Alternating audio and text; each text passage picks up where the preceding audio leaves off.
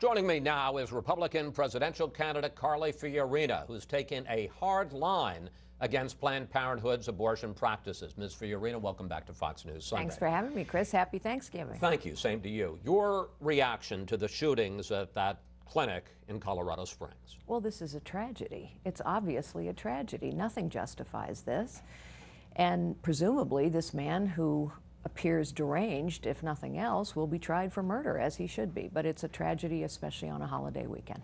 You have been one of the toughest critics, as we've said, of Planned Parenthood's alleged harvesting of body parts, selling them for fetal research. Some of the pro-choice advocates are saying language like yours, not specifically singling you out, but language like yours has incited violence. I'd like to get your reaction to that, but also, is it that you would say to protesters, people outside these clinics, about the limits of their opposition? Well, first, it is not alleged. Planned Parenthood acknowledged several weeks ago that they would no longer take compensation for body parts, which sounds like an admission that they were doing so. Secondly, this is so typical of the left to immediately begin demonizing a messenger because they don't agree with the message.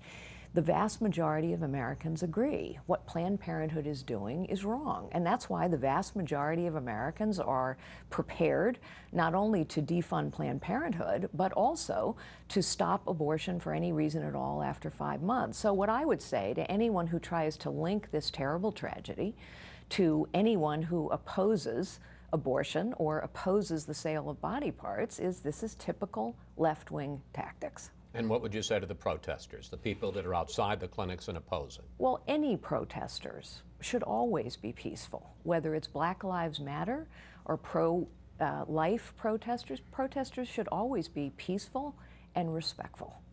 Let me turn subjects on you.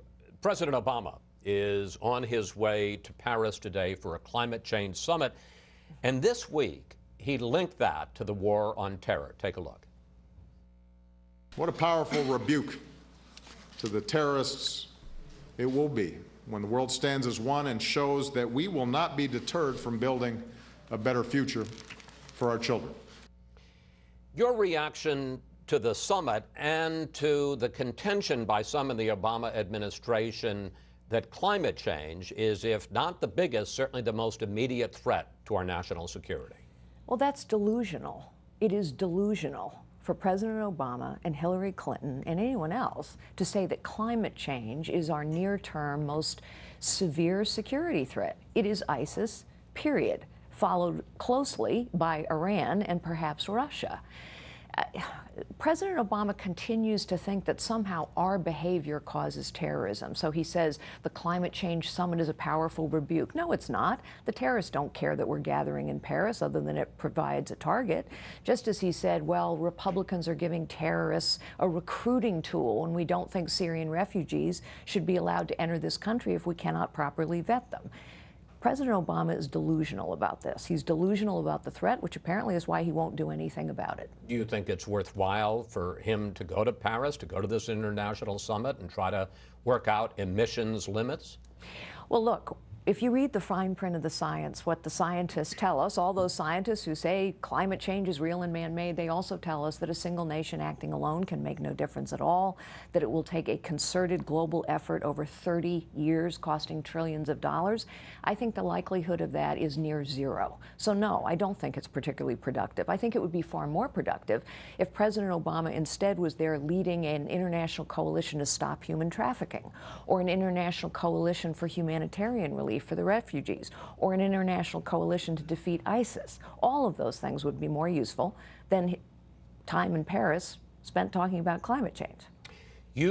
Let's turn to the Republican presidential race. You have gotten a big lift in the polls, particularly after the first two Republican debates, but just looking at the numbers, you have fallen back since then. And let's put up a couple of the polls. In the Real Clear Politics average of recent polls in Iowa, you're now 6th with 3.7%. That's down from when you were running 3rd with 10.3% in early October.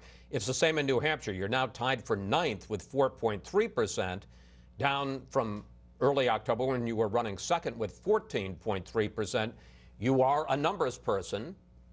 Why do you keep sliding back? Well, I'm a numbers person, but national polls and some of these polls are these are state notoriously unpredictive. They've never predicted a winner at this stage in a race. But here's what I would say. When I launched my campaign on May 4th, no one would have said I would be in the top 10. No one would have said I would be on the main stage. In fact, every pundit on this channel and every other channel virtually wrote me off.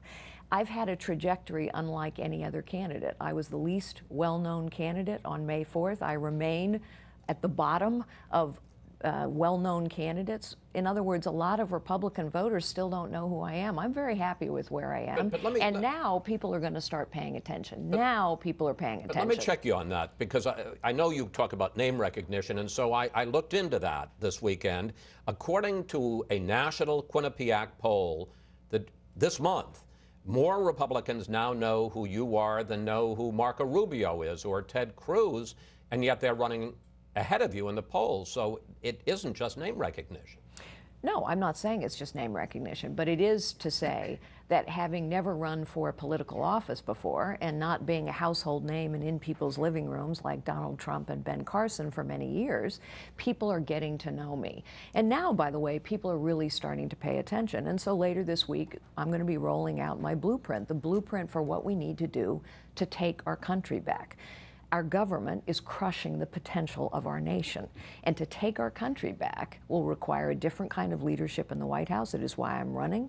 It will require citizenship, and we need to do some very specific things, from radically simplifying the tax code, to going to zero-based budgeting, to repealing Obamacare, to restoring the character of our nation, to enforcing a pro-American immigration system, to defeating ISIS and getting back in the leadership business around the world. There's a lot I want to pick up on that. Specifically, first, you mentioned Donald Trump. One of your biggest moments so far in this campaign was when you shot back at Mr. Trump after he commented on your appearance. This week, he's under fire again, this time for mocking the physical disability of a reporter.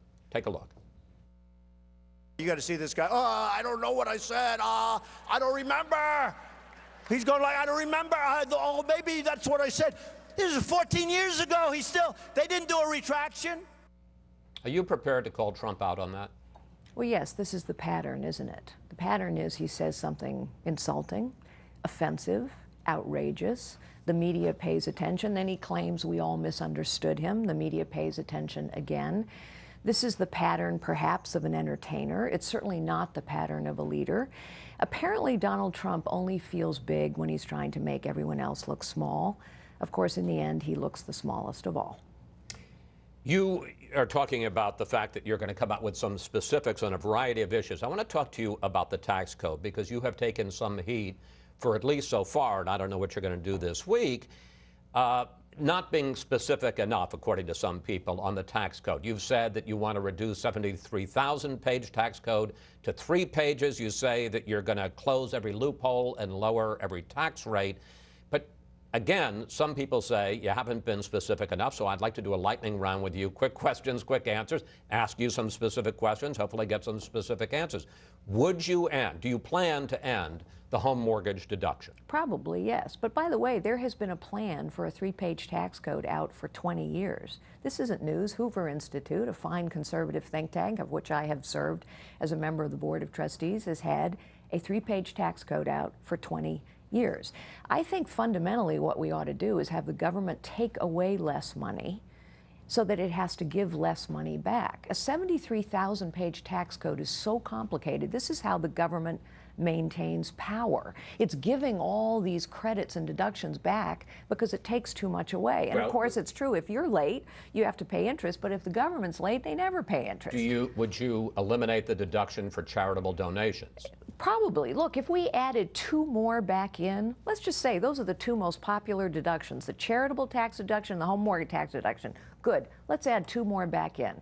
The fundamental design philosophy, however, is lower every rate, close every loophole, because government takes you would end both of those deductions. I said probably. I said even if we put both back in. Can you imagine how much simpler that would be? This is what the government does. It takes away too much money, and then with all those deductions and loopholes, it exerts power. I could live with 2 deductions, Chris. I could live with the charitable and the home mortgage deduction. But this is what always happens. Everybody says, oh, you can't take What about those the away, and so deduction then for paying local and state 73,000 taxes? pages never gets reformed. Never gets reformed. The fundamental blueprint, you have to have a blueprint to have fundamental reform. You know why this has never happened?